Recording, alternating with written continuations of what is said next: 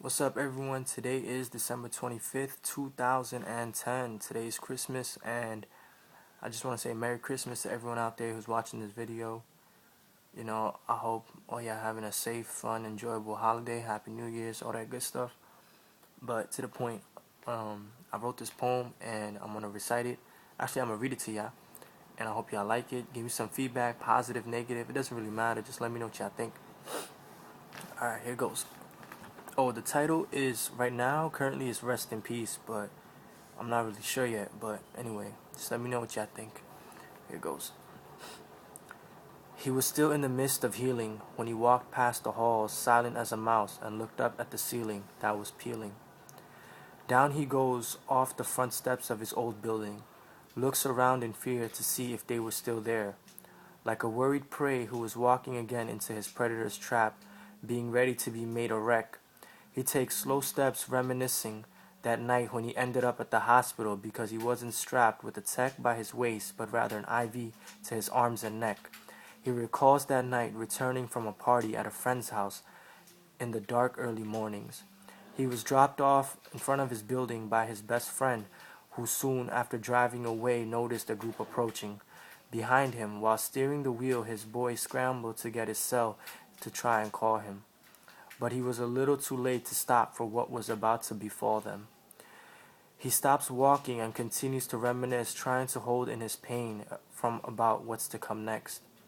He remembers that night a man in a ski mask walking up behind, but at the same time he stumbles his footing to think, was it only one man or was it nine?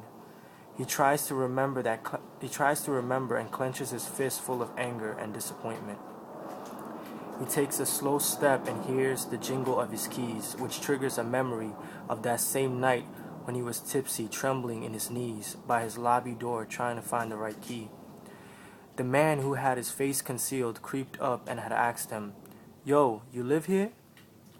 A simple nod in fear was the response he remembered. Then out of the blue, a punch to the face he endured. A fist that cracked his jawbone into pieces, causing him to hit the floor. Needless to say, the masked man went for his pockets, taking anything valuable as his face kept getting socked in. All the blood rushed in. In a blur, he understood now what he was getting, a severe beating by more than just one man.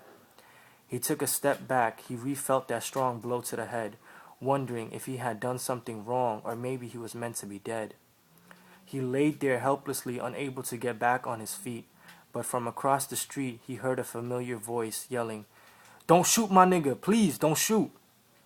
He opens his bloody eyes and sees a guy staring at him, pointing a gun at his chest, just a trigger away from laying his soul to rest. The masked man had to make one choice. "Don't shoot my nigga, please, please don't shoot him," he heard again by that same familiar voice. One after the other, he hears 3 gunshots go off and a bodies hit the floor. Was he shot at? He couldn't tell, couldn't feel, hear, or see no more.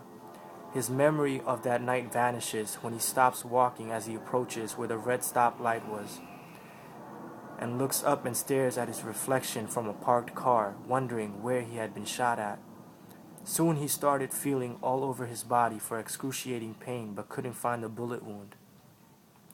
He stayed in amazement and slowly crossed the street and noticed a small group of family faces, gathered around by a tree on the sidewalk covered with flowers and ribbon laces.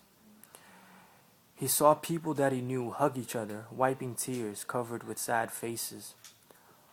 All he was able to see was that it was some sort of ritual that began to become more visual to his eyes to make him realize that it was a candlelight vigil. He took a step back, wondering if he was dead, until a lady called him over, put her arms around him and said, "You have always been like a son to me, and now you're the closest thing I have left to a son to me. You are the closest thing I have left of him. You are the closest thing I have left of him." Those words sank into him, to the pits of his heart. Him. Who was him? He wanted to say. Then, with a hesitation, he walked his way toward the vigil as people gave way. He thought he was in delusion when he saw a picture of a face staring back at him. With confusion, he saw a face he knew that was far too familiar. It was almost like looking at a mirror, except standing in the mirror was his best friend.